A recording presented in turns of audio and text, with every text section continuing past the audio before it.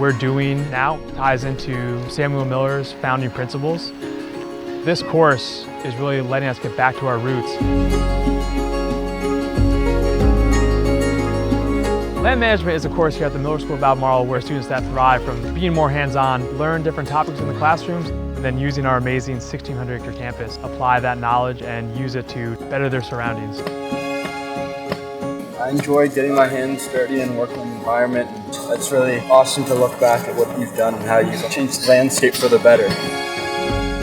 As we started to get students out and really exploring all corners of the 1,600 acres, we realized there was a lot of untapped potential, unexplored areas of campus that had kind of been forgotten for decades.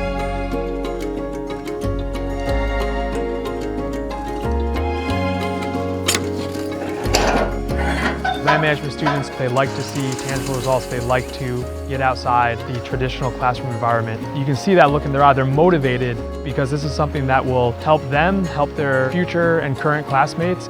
The stand of trees that they helped improve, it will be healthier 10 years from now because of the work they did. They come back, they'll visit with their parents, and the first thing they want to do is go see the campus trails that they helped create. They have as much pride they do today as they did when they helped construct it.